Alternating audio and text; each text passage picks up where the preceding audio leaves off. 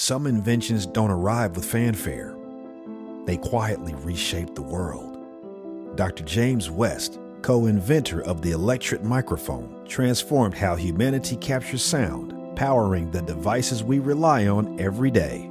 I was fortunate enough to get a summer position at Bell Labs in the acoustics research department, but I was introduced to a problem in acoustics and never left it.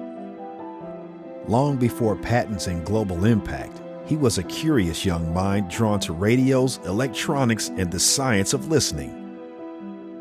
I've always been a curious individual, and a pair of pliers and a screwdriver, anything that was nailed down, I would try to open to see what was on the inside.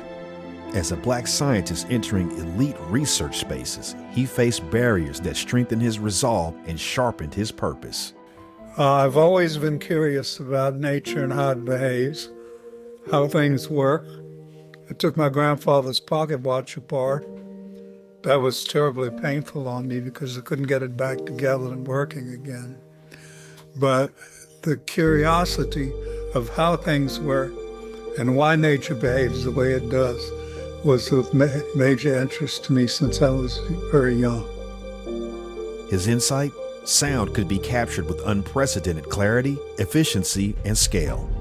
Because I didn't start out to invent a better microphone. I backed into that technology because the assignment that I got that summer at Bell Labs was to see what I could do to help a group of acousticians who were trying to figure out the integration time of the year. His invention revolutionized communication, from phones to hearing aids to recording technology. My department head, Manfred Schroeder, realized the significance of what we had discovered much more vivid than we did, because at that time in my career, all I wanted was to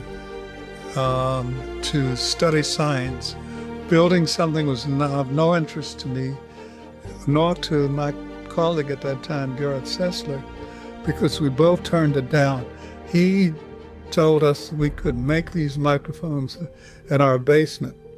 Had we taken them up on it, we'd be very rich individuals by now, because more than 2 billion electret microphones are made each year. But we didn't follow that. And a way that I'm very glad that we didn't, because of subsequent contributions that I've been able to make towards science and improving the quality of life on Earth for human beings. His leadership extends through research, advocacy, and a lifelong commitment to diversifying STEM. One of the reasons that I decided to accept an offer from Bell Labs was because that there were people who looked like me that had been there and had succeeded. Bell Labs offered me a vision at that time that Black people could indeed succeed in that environment. This is not true in a lot of other places that I've visited, where I have been the only Black person in the group. But the mentorship that I received from Hopkins taught me that I also had to be a good mentor. Tonight, we honor a legacy built on brilliance, persistence, and world-changing sound. The one thing that stands in the way of progress among minority groups are role models.